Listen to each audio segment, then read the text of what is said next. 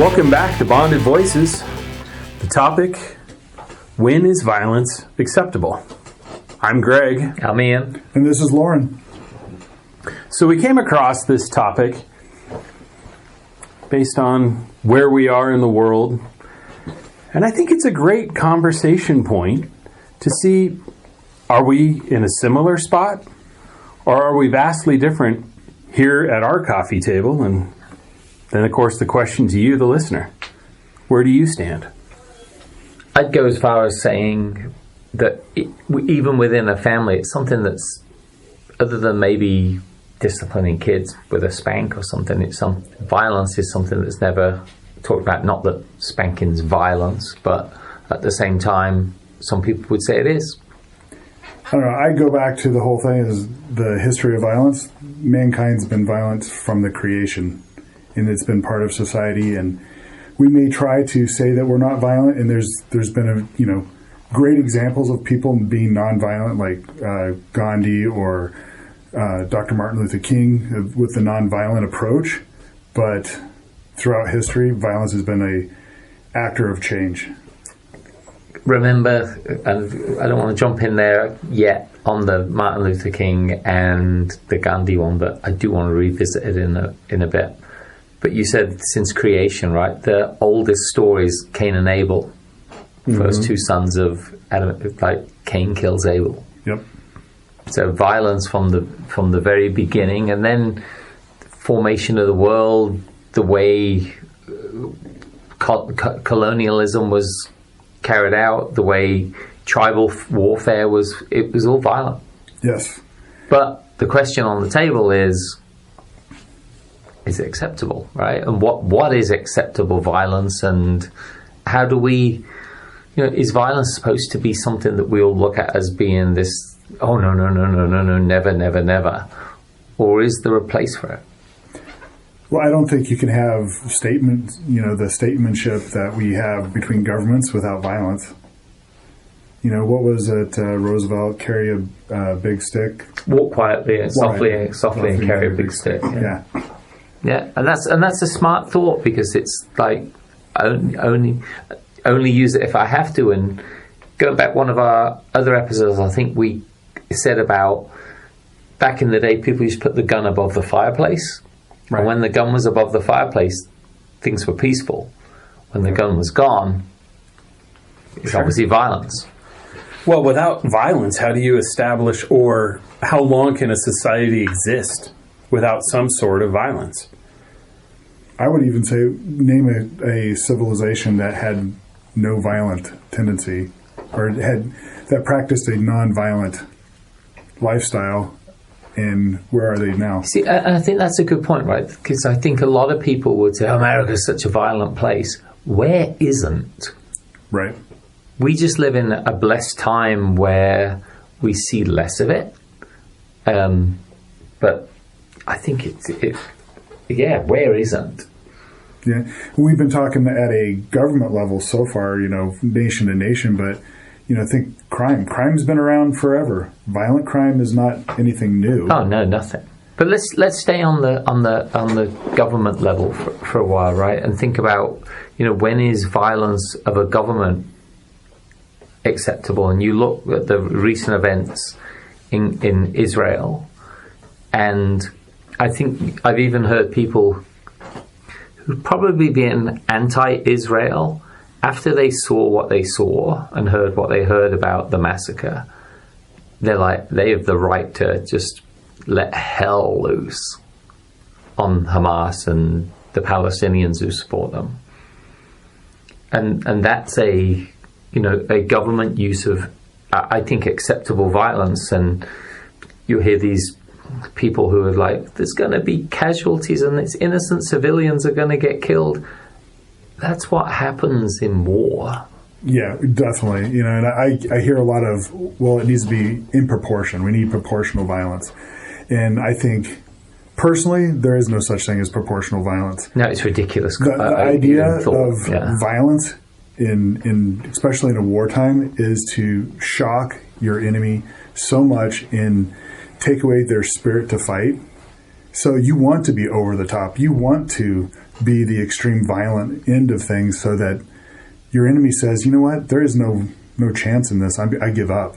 Yeah, I think you saw it during the trench warfare of the First World War. They got to a point where the violence was just so much that they're like, this has just got to stop. Yep, definitely. And you know, to that proportional violence piece, I heard someone talking about that, and they were saying, really? So have we got to rape the girl the same way that you raped our girl, and then, you know, get an exactly 18-month-old and butcher them the same way you butcher them? Is that proportional?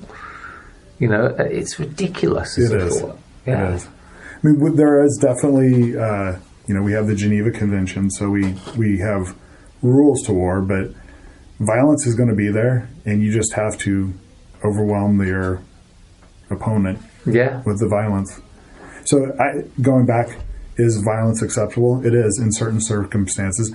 Now, if you're in an argument or a disagreement on your favorite baseball team and you don't like that, you know, maybe someone's a Phillies fan and we're a Diamondback fan and we're not too happy right now. So do you punch the guy that's cheering for the Phillies? No, that's not acceptable violence. But in certain circumstances, there is. If someone's being attacked, an old lady's being attacked on the street, the use of violence to protect her is acceptable. Yeah. Within certain groups of people. There are other people that say, no, absolutely not. You must turn the other cheek. That's true. That's true. But then that goes back to the argument of what society exists without violence. Because if we let that, in your example, we let that woman get beat up on a street corner, and there's no repercussions to the person or people that did that beating up, being pacifist, have we ultimately enabled them to continue their level of violence? Yes. And their control of that neighborhood, that corner, that whatever that might grow into.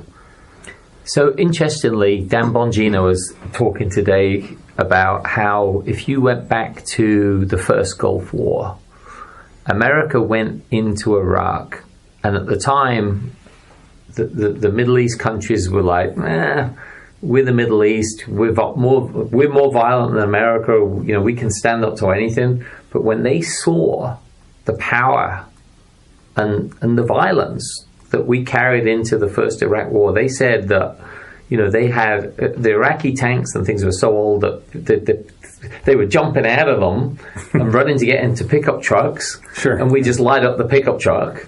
And I think, what did it last? Like less than 30 days or something like that? Oh, yeah. It was like very quick. Yeah. And you know, a friend of mine always said, he's always, look, these wars are bullshit that we go around fighting, because what we should do, we should just unleash hell on them and say, if you want more of it, we'll be back.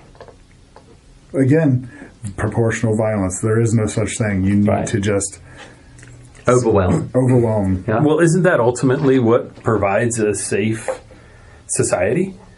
The fear of, I'm not going to steal from my neighbor because I don't want to get in trouble. I don't want the repercussions from, and maybe stealing isn't the right example, but I don't want to beat up my neighbor because I don't want the police to throw me in jail. Well, if they're not going to enforce laws, and some of those laws require violence, to your point, someone's on the street corner getting beat up, then in order to get the attention of that individual, it might take some violence to subdue that individual, the proponent or the perpetuator of the violence.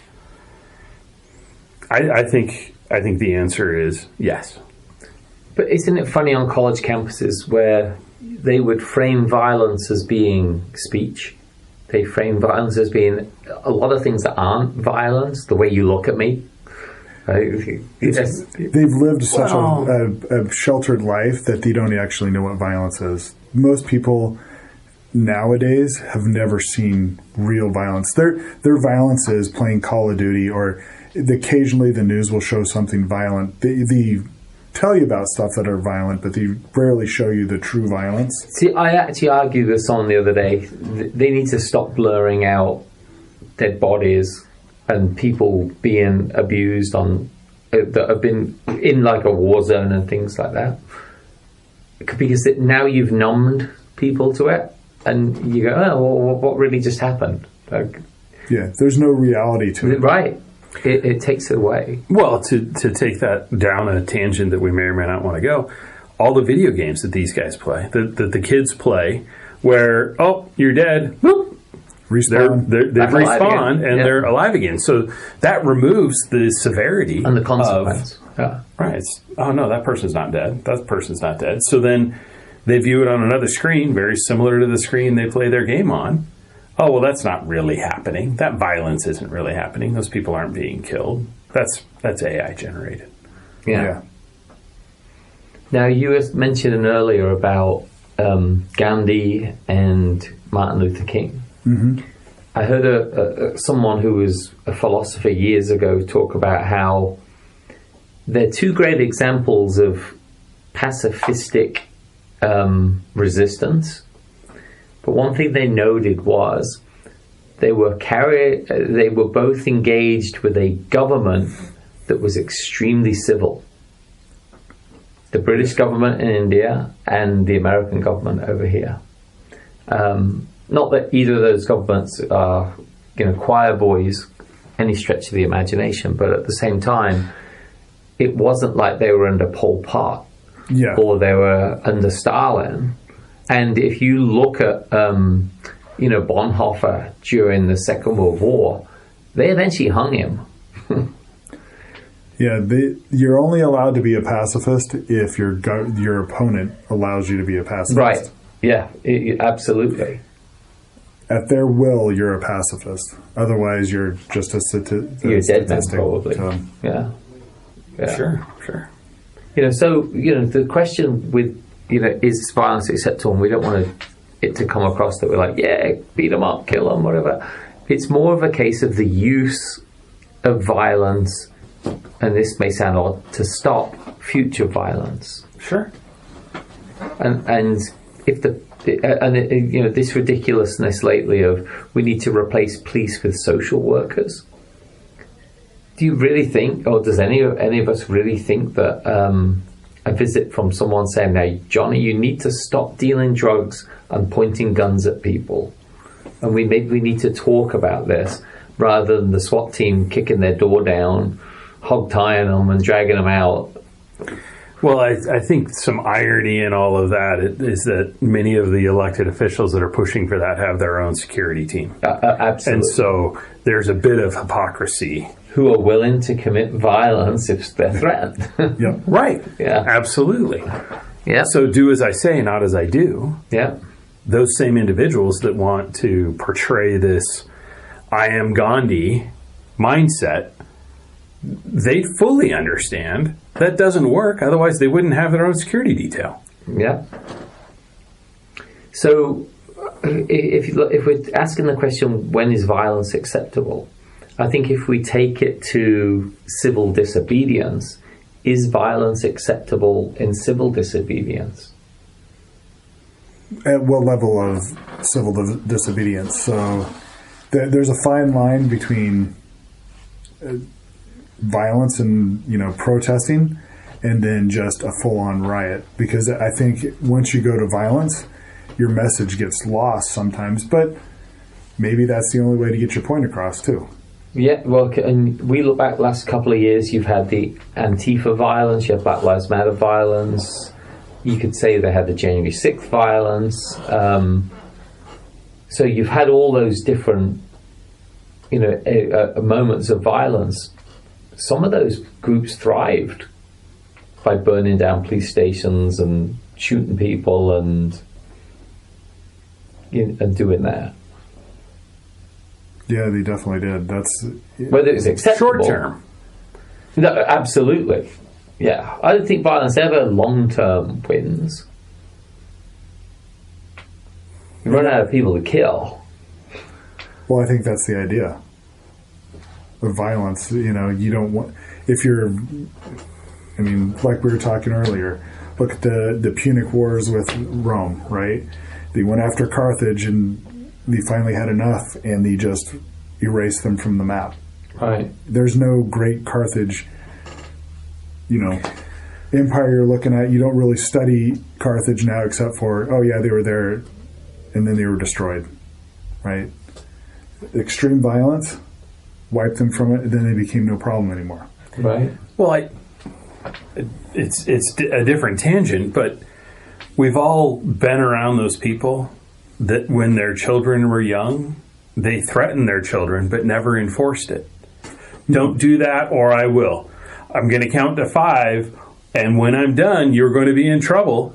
7, 8. Right. And so what have we seen in the behavior of those children? Without that enforcement, without some boundary being determined, that it's critical for children as they're being raised. They need boundaries. Yeah. So why do we think that somehow we don't need those once we're adults? See, I was always a proponent of telling the kids, especially boys, that the reason it's important to follow through when they're kids is because they'll get to a high school and some other kid says, if you don't get out of my way in 3 seconds, I'm going to punch you in the face. Your face will get punched at high school. So learn quickly that, you Sure. either take your stand and fight, or you can get punched in the face. Right. Is that the hill you want to defend? Right. Sure. And to learn and speak about it, but also learning that people will follow through. Right. So I think that what we've determined thus far in the conversation is, violence is reasonable, is important, it's acceptable, and it's quite honestly a requirement for a functioning society.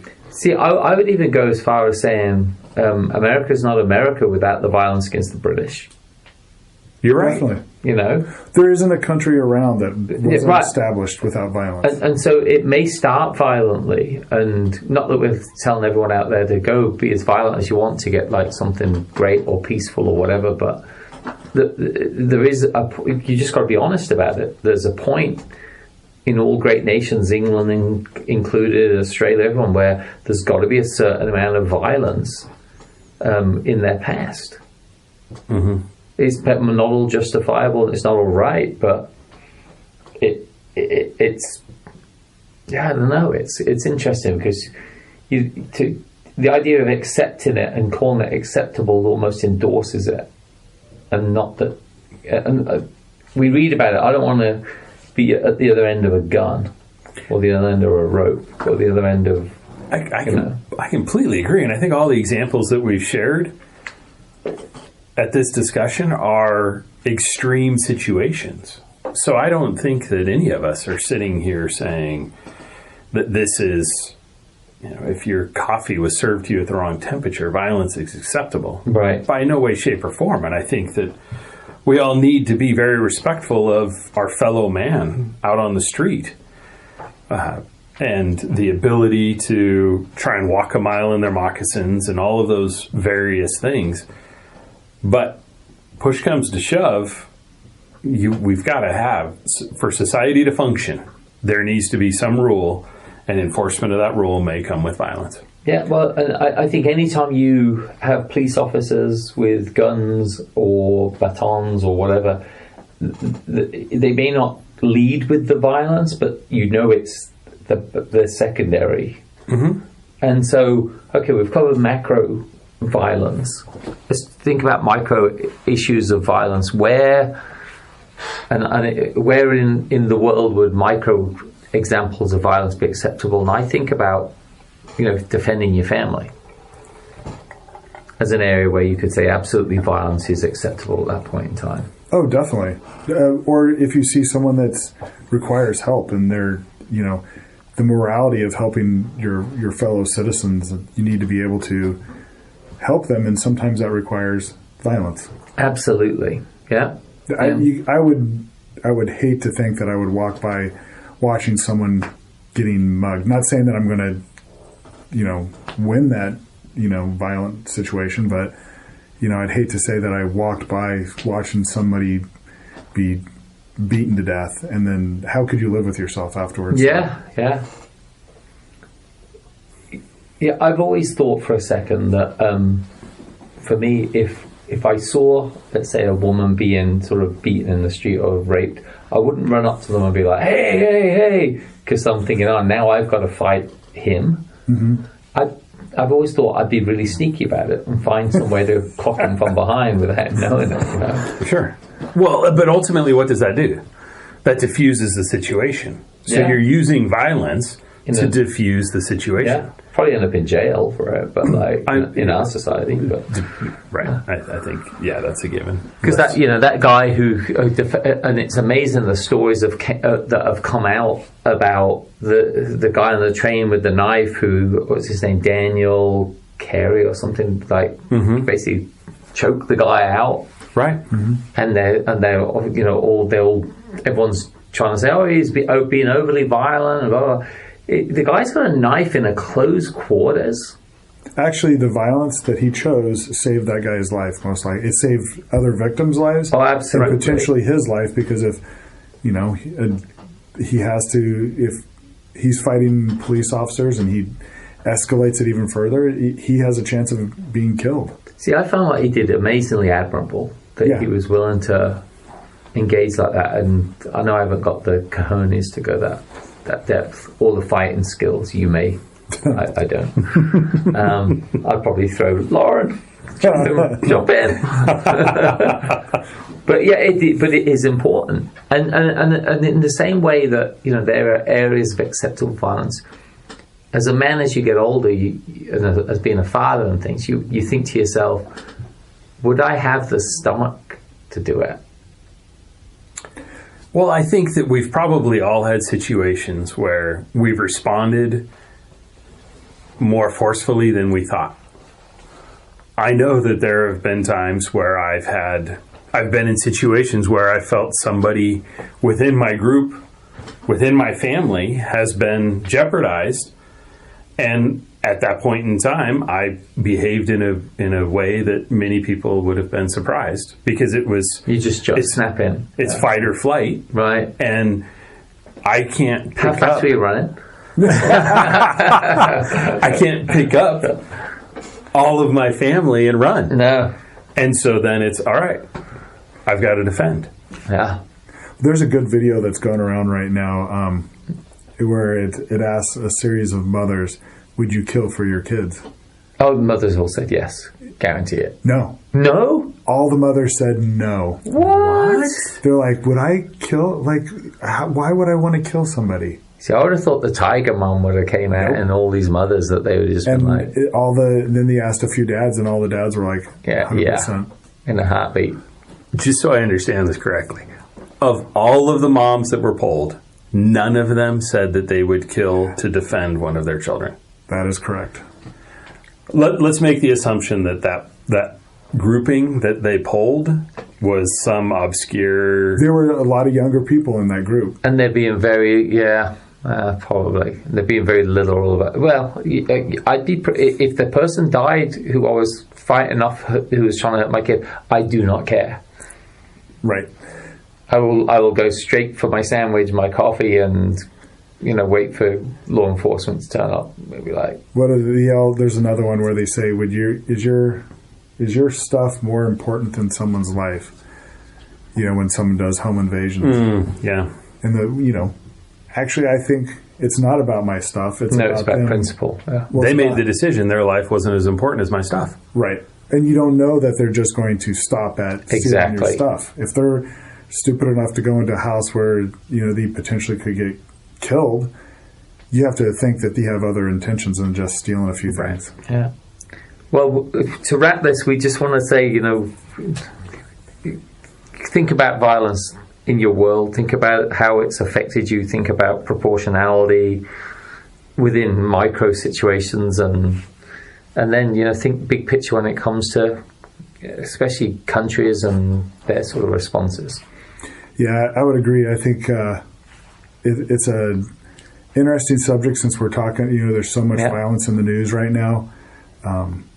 But, it's a part of society, and you just have to find your place in your level of violence you're acceptable with. Yeah. One of the terms that I like to use, even during business decisions, is lose the battle to win the war. and that obviously comes from a violent backing. As we mentioned, none of us here are saying to choose violence unless that situation arises. Just be prepared and just be, willing to. You can't back up any further than home. I'm Ian. This is Lauren. And I'm Greg. And we'll see you next time.